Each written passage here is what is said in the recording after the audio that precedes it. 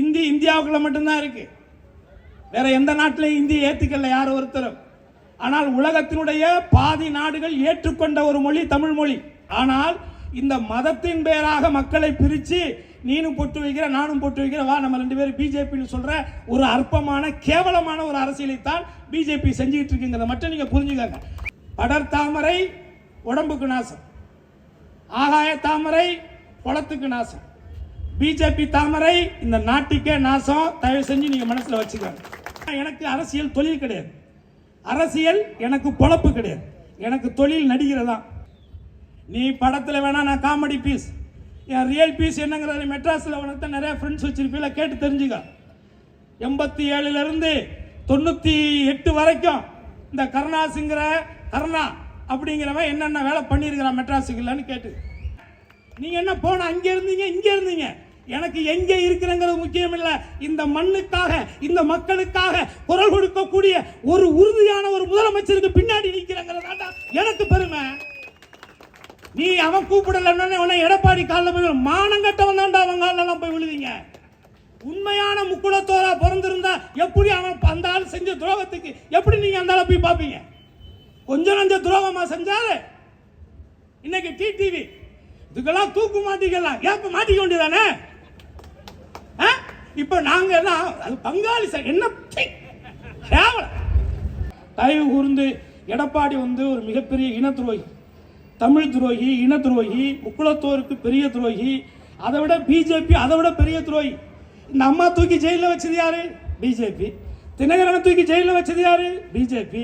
RK நகரில் எலெக்ஷனை ரத்து பண்ணது யாரு? பிஜேபி. அடுத்து எங்க ஓ பன்னீர்செல்வம் அண்ணாச்சிய அங்க அம்மாவோட சமாதியில் போயிட்டு தர்ம யுத்தம் நடத்த சொன்னது யாரு? பிஜேபி. யோசிச்சு பாருங்க, இது எல்லாமே செஞ்சது யாரு? பிஜேபி.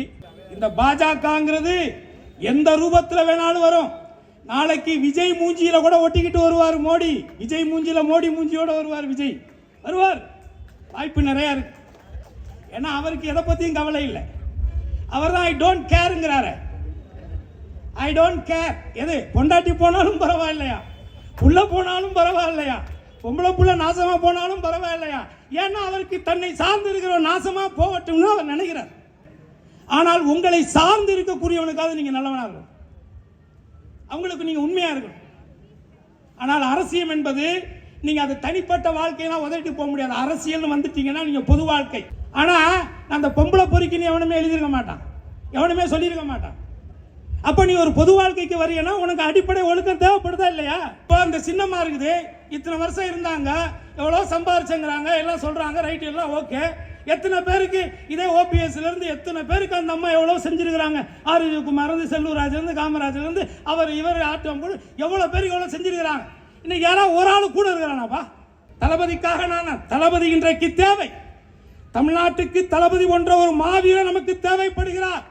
100 மோடி வந்தாலும் எதிர்த்து நிற்கக்கூடிய ஒரே தைரியம் மிக்கவராக இன்றைக்கு அண்ணன் ஸ்டாலின் தான் இருக்கிறார். இன்றைக்கு ஒட்டுமொத்த இந்தியாவினுடைய முன்னோடியான ஒரு முதலமைச்சராக அவர்தான் இன்றைக்கு காட்சியளித்துக் கொண்டிருக்கிறார். இன்றைக்கு வட இந்தியாவிலே முக்காவாசி வட இந்தியாவை முழுவதும் இன்றைக்கு பிஜேபி கைப்பற்றி விட்டது. மற்ற கட்சிகளை அழிச்சு அழிச்சு அழிச்சு அதே மாதிரிதான் இன்னைக்கு எடப்பாடியும் காலி பண்ணிடுவாங்க, பிஜேபி பண்ணிடும். நான் ஏற்கனவே அன்னைக்கு ஒரு மேடையில் மெட்ராஸில் சொன்னதான், வட்டச்செயலாளர் வண்டு முருகனாக எடப்பாடி மாறுவது உறுதி உறுதி உறுதி உறுதி உறுதி. நிச்சயமாக இந்த மக்கள், என்னுடைய மக்கள் மட்டும் நான் சொல்லல, மனச்சாட்சி உள்ள, சோத்திலே உப்பு போட்டு சாப்பிடக்கூடிய, சூடு சொரணை வெக்கம் மானம் இருக்கக்கூடிய ஒவ்வொரு தமிழனும் எடப்பாடி இன துரோகி எடப்பாடியை வட்டச்செயலாளர் வண்டு முருகனாக மாற்றுவார்கள் என்கிறதோட நம்பிக்கை. அந்த எம்எல்ஏங்கிற பதவி 5 வருஷம் நான் இருந்து பார்த்துட்டு, அது ஒரு போஸ்ட்மேன் பதவி தான். அது மக்களாகி நீங்கள் கொடுக்கிற ஒரு மனுவை கொண்டு போயிட்டு கலெக்டர்கிட்டையோ இல்லை லோக்கல் அதிகாரிகள்கிட்டையோ இல்லை தாண்டி கடைசியாக முதலமைச்சரை கொண்டு கொடுக்குற வேலை தான் ஒரு எம்எல்ஏ வேலை, அவ்வளோதான். இந்த பிஜேபியை மட்டும் நீ நம்பிராது. அவங்க மிகப்பெரிய துரோகிகள், மிகப்பெரிய மடைமாற்றுக்காரர்கள். எந்த மாறு வேஷத்தில் வந்தாலும் பிஜேபியை மட்டும் நம்பிராதீங்க மக்களே. நம்ம தலையில் நம்மளே மண்ணள்ளி போட்டுக்கிறது சமம், நம்ம தலையில் நம்மளே பெட்ரோல் டீசலை ஊற்றிட்டு கொளுத்துக்கிறது சமம். இன்னைக்கு தேர்தல் வேற அறிவிச்சிருக்கிறாங்க. ஏப்ரல் மாதம் 23ஆம் தேதி 2026க்கான தமிழ்நாட்டுக்கும் டெல்லி அரசாங்கத்துக்கும் நடக்கக்கூடிய ஒரு போர், இந்த வரக்கூடிய இந்த தேர்தல் மக்களுக்கு எந்த பிரச்சனையாக இருந்தாலும் உடனே அந்த மக்களுடைய பிரச்சனையை தன்னுடைய பிரச்சனையாக நினைச்சு கருதி உடனடியாக வந்து அதை எடுத்து செய்யக்கூடியவர் தானே ஒரு முதல்வர். கரூர்ல 45 பேர் சாகுறானா கவுந்தடிச்சு படுத்துக்கிற முதல்வர். அடுத்து 12 மணி ஆனாலும் இந்த வயசையும் பொருட்படுத்தாமல் உடனே விமானத்தை பிடிச்சு உடனே மக்களை போய் சந்திச்சுட்டு வராரு அவர் முதலமைச்சர். ஸ்டெர்லைட்ல சுட்டுக் கொள்றாங்க அத்தனை பேரை போராடினவனை போலீஸை வச்சு சுட்டுக் கொள்றா கவுந்தடிச்சு படுத்துக்கிட்டு எனக்கு தெரியாது நான் டிவியை பார்த்து தான் தெரிஞ்சுக்கன்னு சொல்றேன் எடப்பாடி வண்டு முருகன் அவரை முதல்வர்.